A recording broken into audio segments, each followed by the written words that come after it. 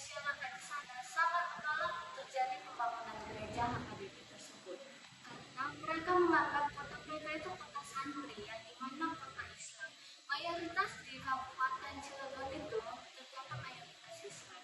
Mereka tidak menerima penduduk minoritas dan membukanya gereja tersebut. Aksi mereka diikuti oleh berbagai ormas lokal yang mendapat dukungan dari wali kota dan warga kota sehingga kasusnya pun naik. Masyarakat kita sangat tidak setuju karena ada pembangunan tersebut dan kasus mereka pun menjadi lebih marak karena adanya berita-berita hoax di media sosial. Adapun upaya rekonsiliasi pada peristiwa ini yaitu pemerintah menghimbau agar semua pihak menghormati hak beribadah dan hukum sesuai aturan. Pemerintahan setempat mengadakan pertemuan lintas tokoh agama untuk mencari solusi damai.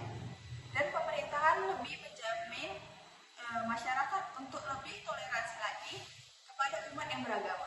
Pada peristiwa ini terdapat dampaknya konflik yang terjadi adanya ketegangan antar umat beragama, munculnya rasa takut dan ketidaknyamanan di kalangan minoritas Kristen di Cilegon hingga umat minoritas di sana merasa terpinggirkan dan kehilangan rasa aman dan nyaman dalam menjalankan ibadah dan juga kurangnya rasa ketidakadilan perbedaan terhadap pemerintah setempat. Dan dalam hal ini konflik tersebut didasari oleh beberapa faktor. Yang pertama itu ada faktor sosial budaya, di mana kota Cilegon ini dijuluki sebagai kota santri atau kota Islam yang kemudian menimbulkan resistensi yang dianggap sebagai ancaman terhadap penduduk mayoritas atau agama mayoritas. Kemudian selanjutnya itu ada faktor media dan opini publik, di mana terdapat pemberitaan di media sosial, kemudian beberapa media lokal yang kemudian menimbulkan banyak narasi-narasi provokatif yang mengadu domba kedua belah pihak agama untuk kemudian memperkeruh konflik tersebut.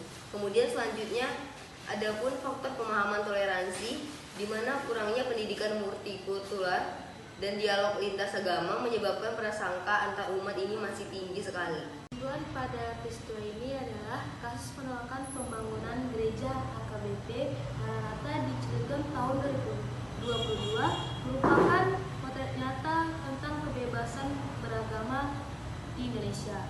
Konflik ini disebabkan oleh faktor sosial, politik, dan kurangnya pemahaman terhadap nilai-nilai toleransi.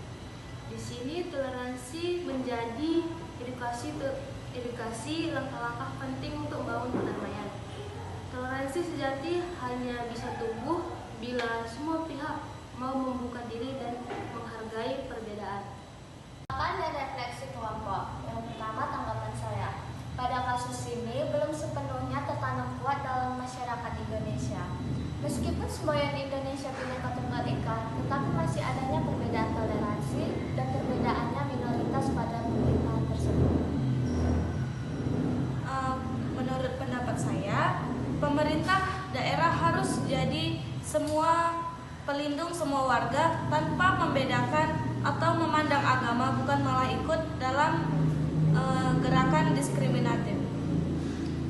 Menurut pandangan saya, sebagai warga yang memiliki banyaknya perbedaan, harusnya lebih sadar untuk lebih menghormati dan menghargai pada perbedaan yang ada di setempat, bukan malah mengolok-olok maupun mengasingkan perbedaan tersebut.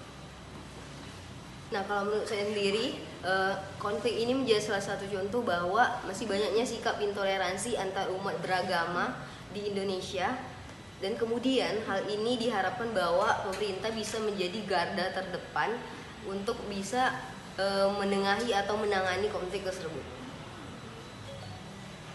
Menurut pendapat saya, pemerintah seharusnya juga lebih tegas dalam adanya konflik ini, bukan malah ikut diskriminatif dan melakukan tindakan toleransi terhadap masyarakat yang di sana, dan memberikan edukasi menghormati dan menghargai terhadap nilai keberagamaan. Audio Jungle.